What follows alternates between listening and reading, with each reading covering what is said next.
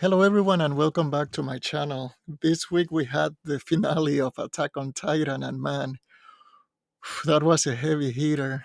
So I wanted to do an analysis of what we saw on these two final special episodes of the series, uh, using the history of the philosophy of history that Tolstoy discussed in his masterpiece War and Peace, to try to make sense of what we saw. And I'm going to start with three quotes. None of them are by Tolstoy, but I think if you keep them in mind, they are related to our discussion and the analysis I will be performing.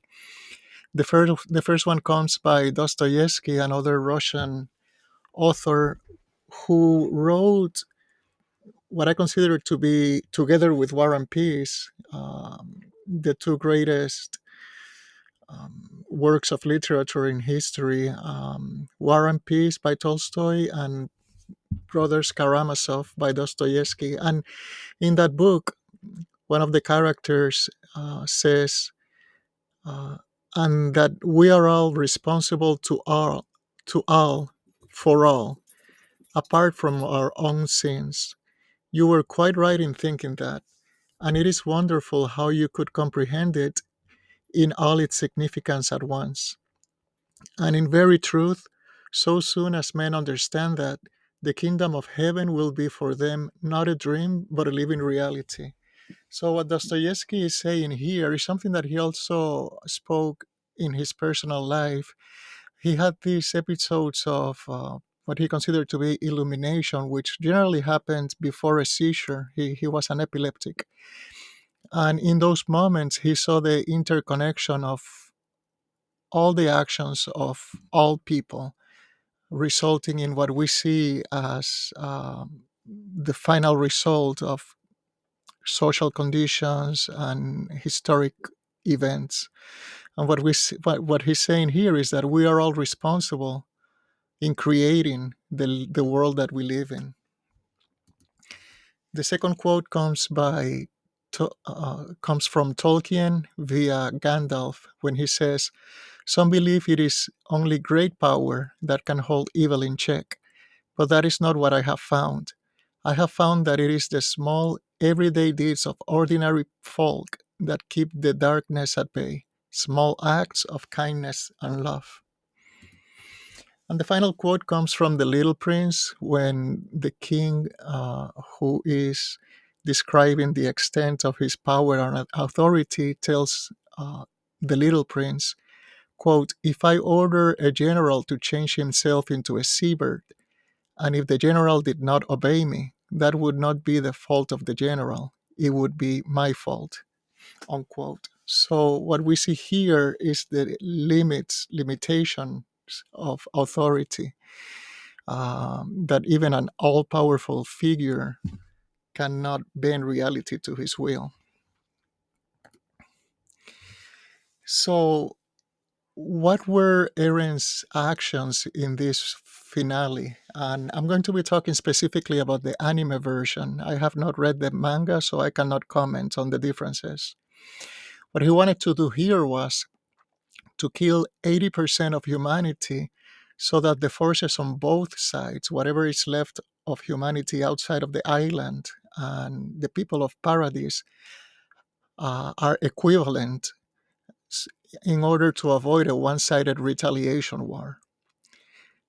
He wanted to have Mikasa and Arwen stop him so that they could be seen as heroes.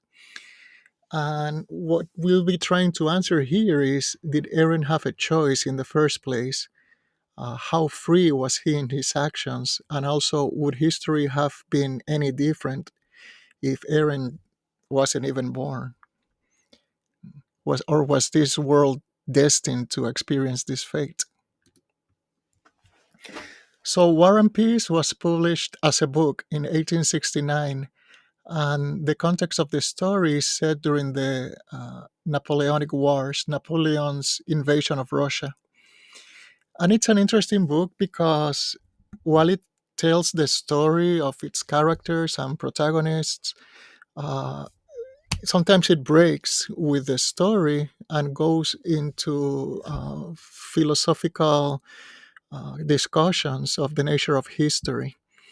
Um, it's a one of a kind book, and again, like I said, if not the best, one of the two best novels ever written. So, what Tolstoy says in his book, he starts with the old view of history in antiquity, when people thought that historical events were the result of God's will. So things happened because it was the will of God. Somebody was in power because God willed that person to be in power. And then everything resulted from that. Once this view was abandoned, we reached the modern view of history.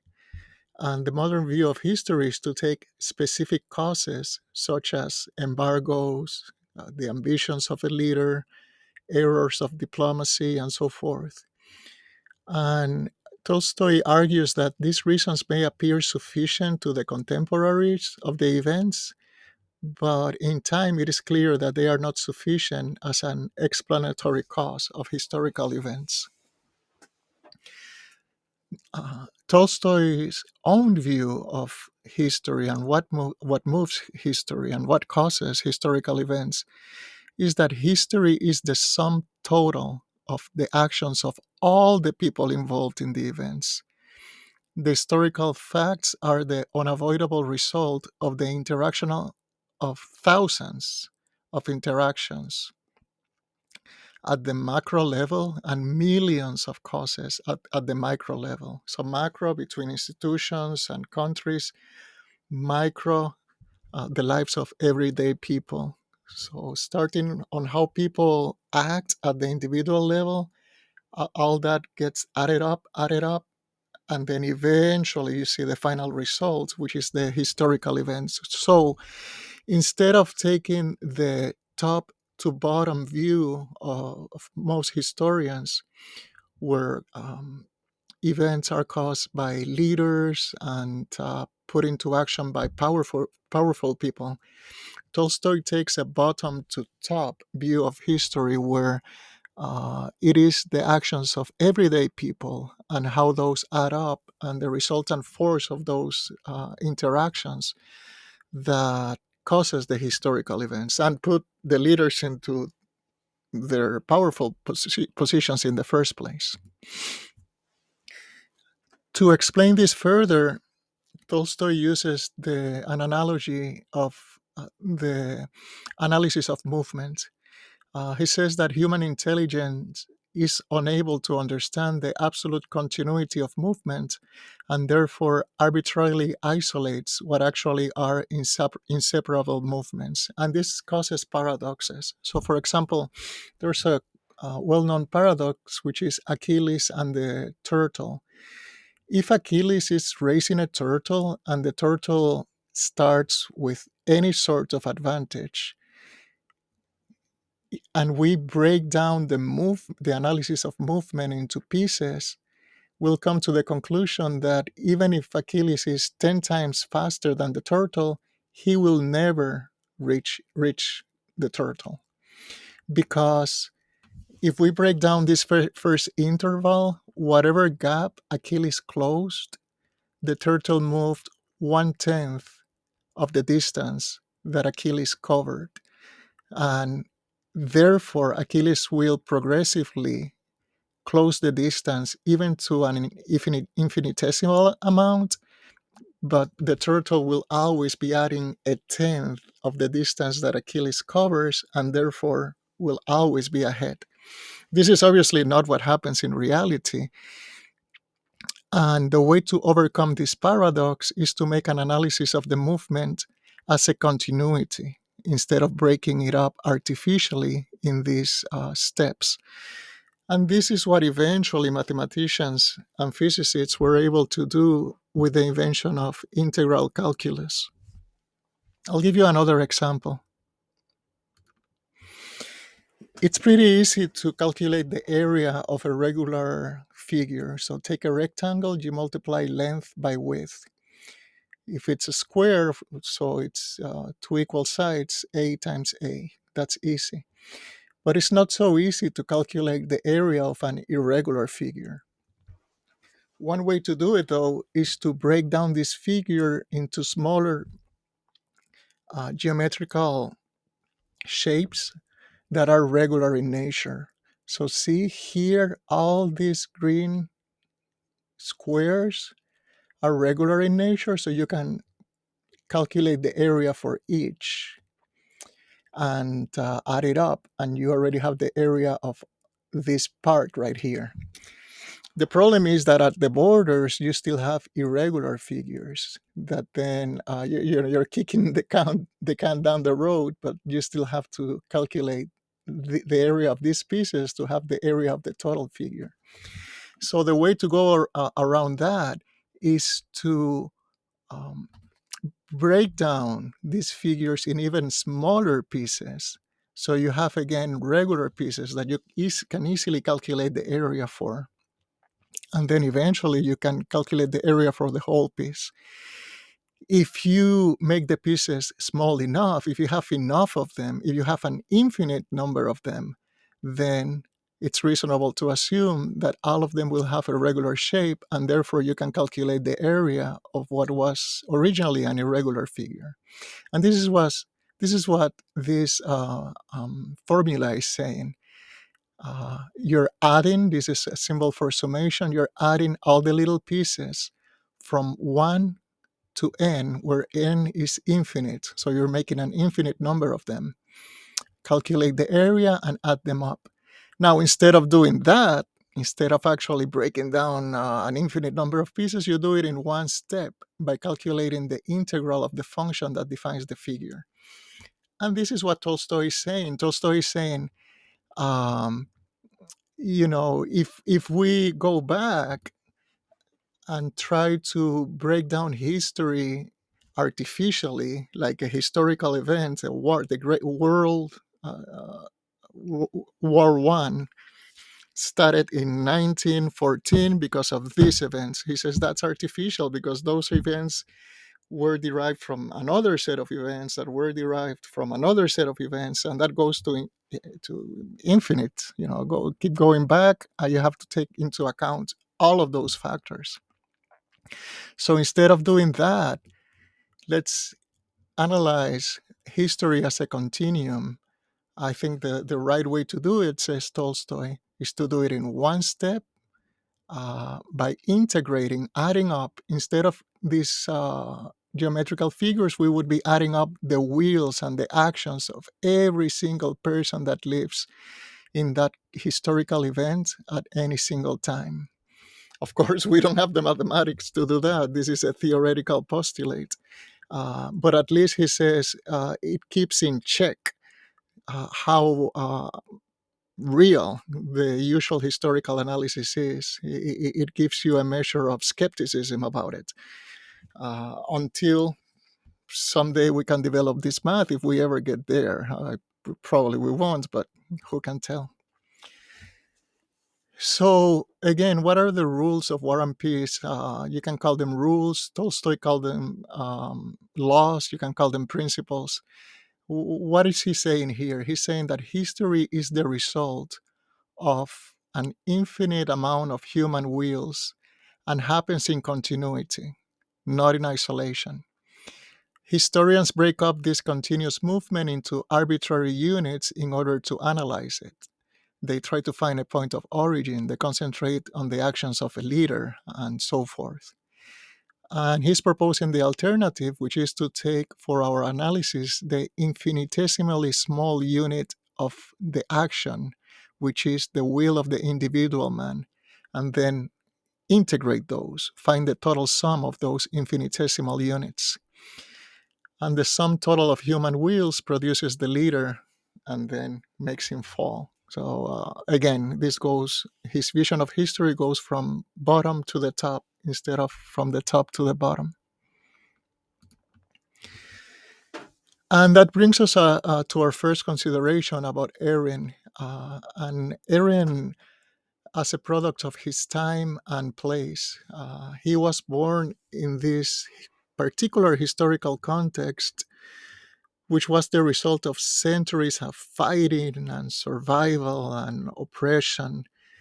This was a military state, a monarchy. So, authority was seen as absolute and final, and you have to follow your orders and know your role into this society. He lost his mother to the Titans in a very traumatic event, and he had very close attachment to his dear friends, that he valued maybe even that his own life. So, with this context in mind, how many other errands do you think were out there? Even Armin admits to also wanting to wipe out humanity. This was, if you, one way of saying it is, this was in the air. It was there for the taking. This idea, and it wasn't put into motion because nobody had the means or the power. Uh, but given the means or the power, do you think that Eren would be the only one that would have reached that conclusion?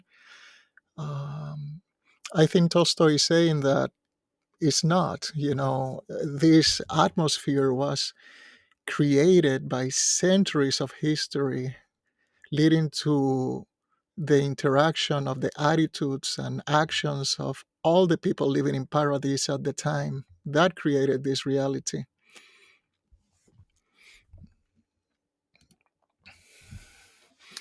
The other thing to consider, according to Tolstoy, is the nature of power, and he defines power as a structure formed between a group of people that unite to act in common. Even though their goals may be different, they're going about performing the same action, even if they want to reach or achieve something different from by doing that action. And then you have two factions. You have the majority of people. Those are the ones that take a more direct role in the collective action and assume the less responsibility. Therefore, they cannot give orders. So think of a war. You have the soldiers who are doing the fighting, directly participating in the action, but they're not giving orders. The minority, on the other hand, takes a less direct role in the collective action and assume more responsibility. Therefore, they are the ones that give the orders. Now, in the case of Eren, he transcends this power structure because in Eren we have someone who, by the way, is still very psychologically immature. He's, for all purposes, a kid. And he's now in a position to directly implement his plan due to his immense power of destruction. So we don't have these two sides that normally we have in history: a minority that gives the orders, a majority that does the action. In Eren, they're both intertwined into one. And that's, in a sense, that's ahistorical. That goes against the nature of history. It puts Eren in a position that no human is ready to assume, which is to directly implement his vision of history without having to rely on anyone else.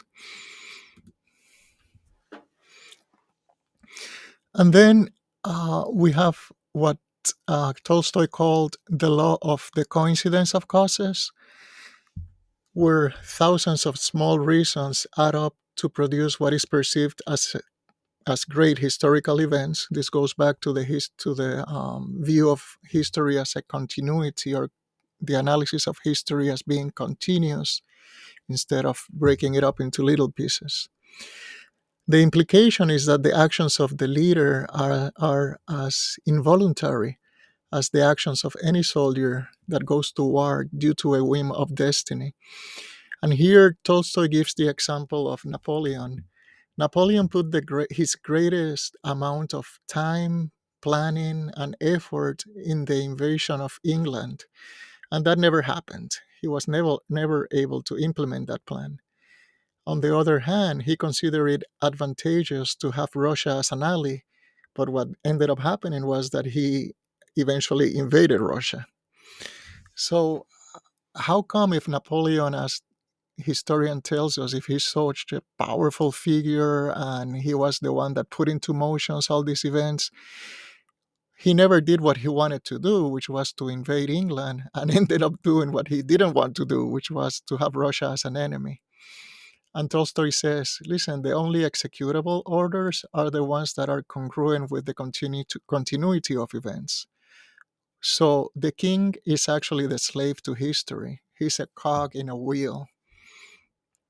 He's not there to arbitrarily uh, put his will into motion. He has to find the space where he can actually give orders that have any realistic chance of being implemented.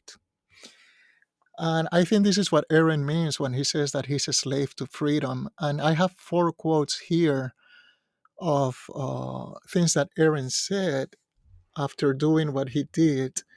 Uh, we have this figure that, on the one hand, transcends history and is now able to implement his will of killing 80% of humanity, bypassing any power structure, just doing it directly.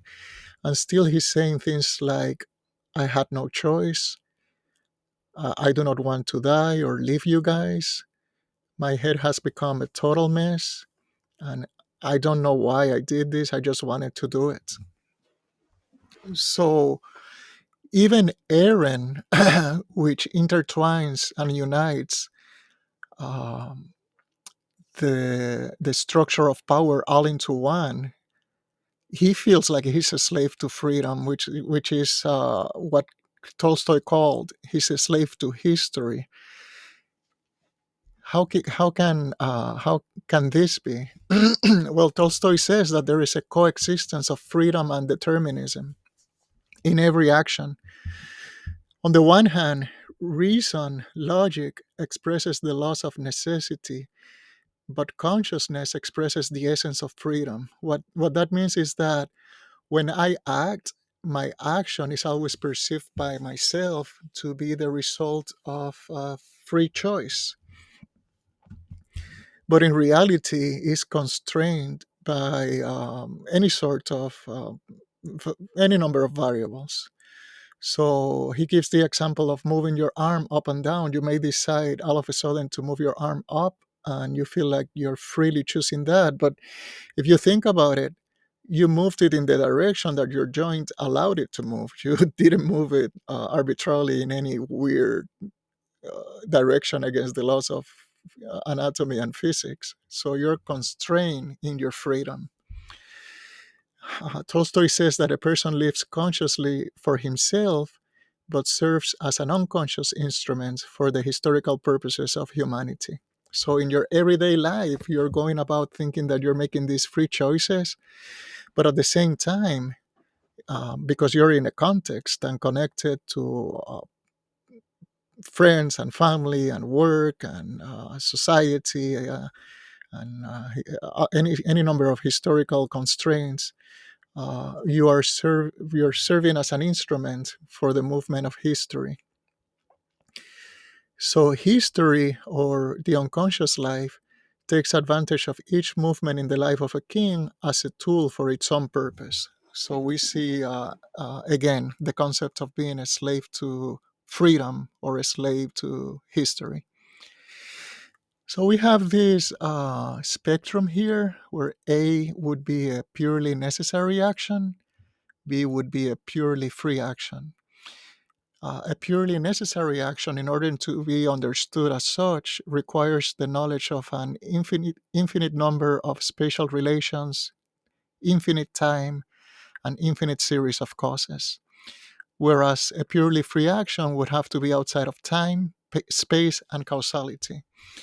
And it is human nature to be somewhere between A and B, where you perceive your actions are as free, but they are actually determined by any number of variables. And here we close the circle and we see Ymir as divinity or ultimate cause. Remember how the original vision of history was that it was the result of God's will. I think that Ymir serves that purpose in Attack on Titan.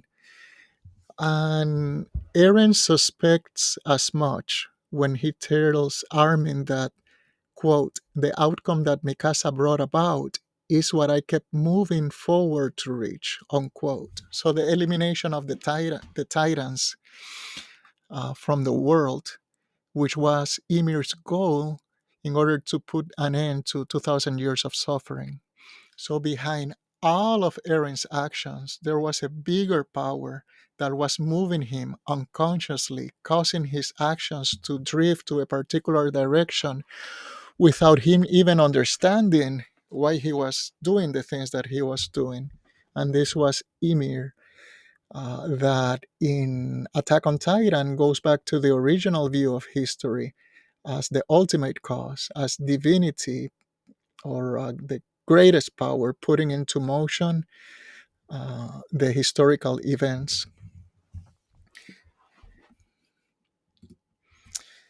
I'm going to very briefly make a comment about the psychology of Eren and Ymir. Um, First, regarding um, Eren, I think that the anime is also saying that many of the qualities that define heroes or villains are the same. They may differ in their methods, they may differ in their results, but in order to be a hero or in order to be a villain, you have to be determined and stubborn and have a one track mind. You have to be convinced of the righteousness of your actions. You have to see things in black and white, and us versus them mentality. You have to be a true believer of a cause, of your course of action. And the the if it- the con the what's contained inside the character may change, but the shape, the structure is the same. And if you change the ideology, you start with a hero, and you change the ideology, you end with a supervillain, with a mass murderer. The psychology didn't change. It's still the black and white, the us versus them, the stubbornness, the one track mind. What changed was the ideology. And I think what the series is telling us is that that's what actually separates heroes and villains, not the psychology, but the ideology. Regarding Emir's, it was very controversial when it was revealed that she was in love with the king, who was abusive towards her. I, the series explained the actions as good as it could by using the word love. I don't think that that was actually real love. It might be something like Stockholm syndrome, where someone who is abused ends up developing some sort of codependency, positive feelings towards the abuser. And obviously, she was traumatized, and she found a way to psychologically survive the situation, and that's what she came up with. But it's not like this was true, mature, uh, um, you know, um, positive, affirmative love. So let me know your thoughts. What do you guys think? Do you think that Aaron could have acted any differently, or was he, powerless in his freedom, so to put it? Do you think that we would have gotten the same result even if Aaron was never born? Was this the destiny of Paradise? Let me know your thoughts in the comment section. And as usual, thank you so much for your time. Bye.